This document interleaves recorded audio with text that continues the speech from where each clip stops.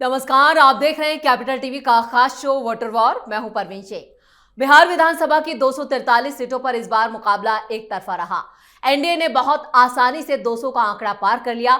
बिहार में फिर से नीतीश सरकार बनने जा रही है। बीजेपी और जेडीयू खेमे में जश्न जोरदार है। वहीं महागठबंधन की अगुवाई कर रहे तेजस्वी यादव अपनी सीट भी मुश्किल से बचा पाए। कांग्रेस की तो राजनीतिक जमीन ही हिल चुकी है। नतीजों ने विपक्षी गठबंधन के सारे सपनों को चकनाचूर कर दिया। कांग्रेस के लिए ये चुनाव आजादी के बाद का सबसे काला दौर साबित हुआ। जहां एक तरफ एनडीए ने शानदार वापसी की, वहीं महागठबंधन की सबसे बड़ी पार्टनर कांग्रेस को ऐसा झटका लगा कि पार्टी के नेता सदमे में आ गए। 60 सीटों पर चुनाव लड़ने वाली कांग्रेस 4 सीटों पर सिमट गई। जनता ने विपक्ष के परिवर्तन के नारे को ठुकरा दिया। इस पर चर्चा के लिए स्टूडियो मौजूद हैं कैपिटल टीवी के executive editor Rajeev Singh. Sir, आपका बहुत बहुत स्वागत है। धन्यवाद। एनडीए की शानदार जीत, किसे देंगे इसका क्रेडिट? देखिए, एनडीए की शानदार जीत को लेकर सबसे पहले तो जनता को लोग क्रेडिट देते हैं नेतागिरी के जवान में, लेकिन सबसे ज़्यादा मोदी और नीतीश को क्रेडिट दी जानी चाहिए। और इस चुनाव के जो प्रचंड जीत जो मिली है एनडीए को, इसको आज दूसरे नज़रिए से देखने की भी ज़रूरत है।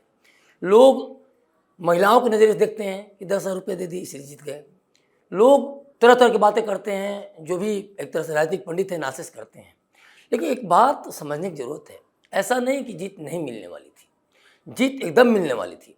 और ऐसा भी नहीं था कि मोदी, नीतीश या अमित शाह या नड्डा या फिर जितने भी योगी वगैरह स्टार प्रचारक थे, वे सबके सब हार से डरे हुए थे या फिर जीत को लेके बहुत ज़्यादा आश्वस्त नहीं थे।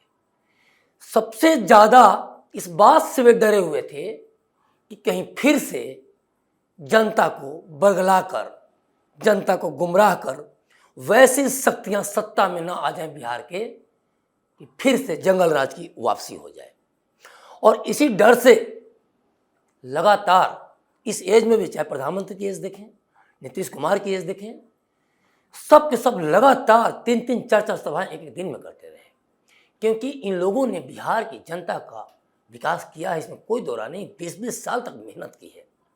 और यही डर इनको सबसे ज़्यादा सता रहा था कि कहीं कोई चूक हो जाएगी तो जिस तरह से विपक्ष बड़े बड़े वादे कर रहा है, देखिए अब रिजल्ट आ गया। अब ये बात और है कि जनता ने विश्वास नहीं किया, लेकिन उस समय डर तो था ही कि कहीं इन वादों पर विश्वास करके जनता वोट दे देती है तो फिर से लालू का जंगल राज वापस करेगा। और इसमें एक बात को सबसे ज़्यादा ध्यान देने की जरूरत है कि पीएम मोदी और नीतीश ऐसा नहीं कि कुछ भी ऐसे वादे कर रहे थे जो ज़मीन पर नहीं उतारा सके। अगर उन्होंने सड़कें बनाई तो उन सड़कों से आगे की बात कर रहे थे। अगर उन्होंने 4 डॉक्टर की बात की तो फिर 4 और एम्स की बात कर रहे थे। उन्होंने अगर मेगा पार्क की बात की तो 4 और मेगा पार्क की बात कर रहे थे। उन्होंने एक्सप्रेसवे अगर बनाया तो एक्सप्रेसवे को और 7 और बढ़ा रहे थे। मतलब उन्होंने 20 साल जो काम किया उसको और बढ़ाते हुए वो बिहार की जनता को बता रहे थे कि तुम्हारा सच्चा नुमाइंदा मोदी नीतीश है। ये डबल इंजन की सरकार है, न कि हम वैसा वादा कुछ भी करेंगे जैसा कि महागठबंधन ने किया, 125 के बदले 200 यूनिट बिजली वगैरह, चाहे जो भी, कुछ भी अव्यवहारिक वादे नहीं। सब के सब ऐसे वादे थे जो कि किए जा सकते थे, उसको लागू किया जा सकता, क्योंकि इनको ये पता था जीत मिलेगी। लेकिन ये बिहार की जनता को आश्वस्त कर रहे थे कि जिस दलदल से हमने तुमको निकाल के लाया है, जहां से जिस डूबती हुई कश्ती को हमने उबार के लाया है, उस कश्ती को हम अब डूबने नहीं देंगे। और जो बिहार, देखिए बिहार को अगर समझना है राजीव सर, बात जैसे जो लालू काल में रहा या लालू के शासन काल में रहा वही तेजस्वी पर डालना, ये कहाँ तक तर्क संगत लगता है? लेकिन तेजस्वी यादव को अगर हम जब डिफाइन करते हैं तो लालू की छवि से बाहर रखकर क्यों नहीं कर पाते? नहीं, लालू की छवि से बाहर रख के किसको करते हैं करना चाह रहे हैं आप, जो कि ऑलरेडी बड़े स्कैम में फंसा हुआ है बंदा। हम बिल्कुल करते हैं, हम भी इस बात का समर्थन करते हैं। तेजस्वी सिर्फ एक बार बोल देते कि माफ़ कीजिएगा, जनता जनार्दन से अगर एक बार अपील कर देते कि मुझे माफ़ कीजिएगा, मैं लालू राज को नहीं सपोर्ट करता हूं और मैं एक बार मेरे ऊपर विश्वास कीजिए, मैं एक ऐसा बिहार बनाऊंगा जिसकी कोई कल्पना तक नहीं कर सकता, जनता विश्वास कर लेती। लेकिन तेजस्वी के ट्विटर हैंडल पर चले जाइए, उन्होंने चारा घोटाले को तथा कथित चारा घोटाला कहा है। मतलब उनके पिता द्वारा किया गया 950 करोड़ का घोटाला तेजस्वी की नज़र में घोटाला नहीं है। और तेजस्वी के नाम से न्यू फ्रेंड्स कॉलोनी में 150 करोड़ का जो मकान है उसको लेके भी वो कहते हैं कि मेरी तो उसमें मूछें ही नहीं आई थी, जमीन मकान तो आप ही के नाम से है। आप लोगों ने ही पहले नौकरियां देने की बात की, गरीबों को जमीन लिखवा लिए और इसकी कमी पूरी कर दिया तेजस्वी द्वारा बढ़ चढ़ कर बोलापन कहें बढ़ चढ़ के वादे।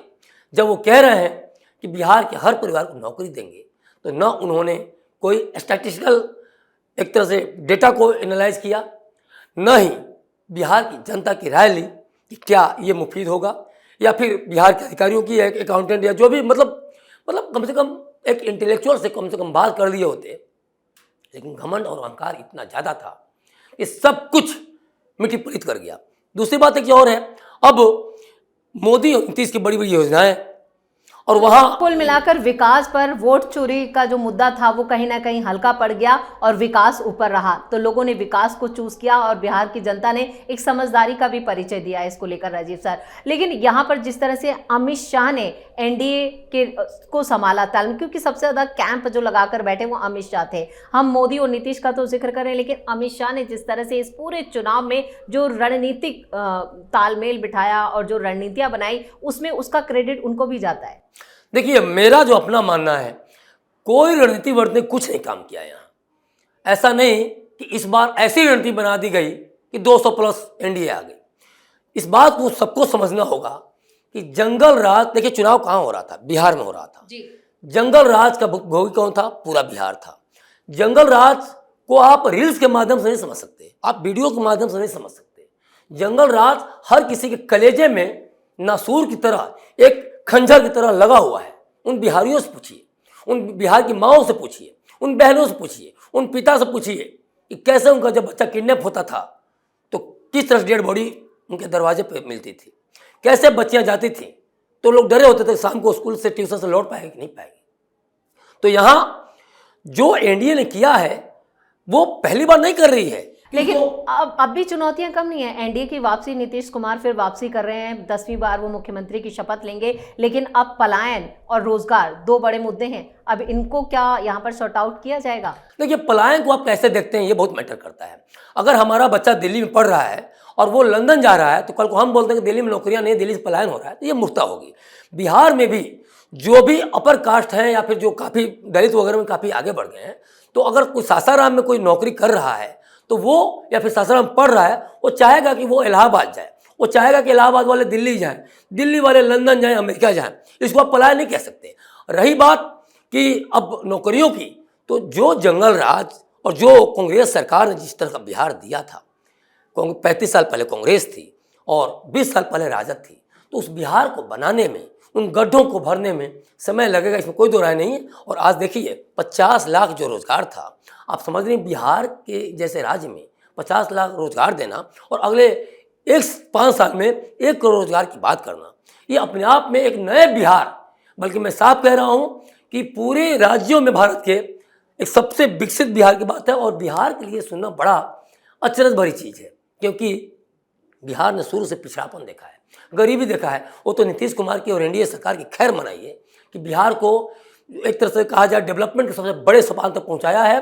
और जिस तरह से महिलाओं की, जो युवाओं की, या फिर हर कैटेगरी की, हर जाति की, हर वर्ग की जिस तरह से इन्होंने सोचा और बिहार को सबका साथ सबका विकास के एक तरह से झोली मिला के रखा, तो ये बहुत बड़ा फैक्टर है। और ये सब के बीच तेजस्वी और राहुल क्या कहते हैं, SIR, वोट चोरी, ये और महंगा पड़ गया। क्योंकि वोट चोरी जब बिहार जनता खुद फील नहीं कर रही है, जब कांग्रेस और राजद का BL एजेंट जाकर चुनाव आयोग पर शिकायत नहीं कर रहा है, कोई फॉर्म नहीं भर रहा है, साफ कह रहा है कि 6 है, 7 है, 8 है, 8 है, फॉर्म भरिए, गड़बड़ी है तो कीजिए, तो आप लगातार वोट चोरी, क्योंकि आपके पास डेवलपमेंट का कोई खाका नहीं था, कोई रोड मैप नहीं था, और आपको ये लग रहा था कि किसी तरह से वोट चोरी को उसको एस्टैब्लिश करो और थोक में बिहारियों का वोट ले आओ।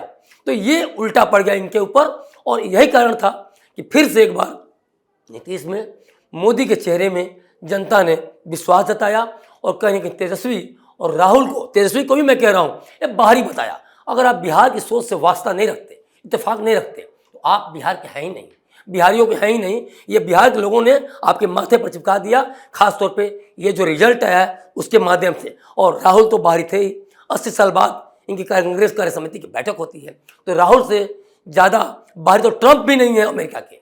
तो राहुल तो, और यही कारण है कि चुनाव होते होते, रिजल्ट आते आते वो मस्कट भाग जाते हैं, उनकी बहन न्यूयॉर्क भाग जाती हैं।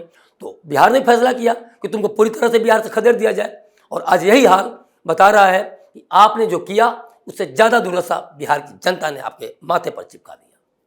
राजीव सर, इस तमाम बातचीत के लिए और सटीक विश्लेषण के लिए आपका बहुत बहुत धन्यवाद। धन्यवाद। मोदी नीतीश की आंधी में आरजेडी का लालटेन बुझ गया। तेजस्वी यादव हो या फिर अपना अलग दल बनाकर बिहार चुनाव में लड़े तेज प्रताप यादव हो या कांग्रेस हो, सभी का सुपड़ा साफ हो गया।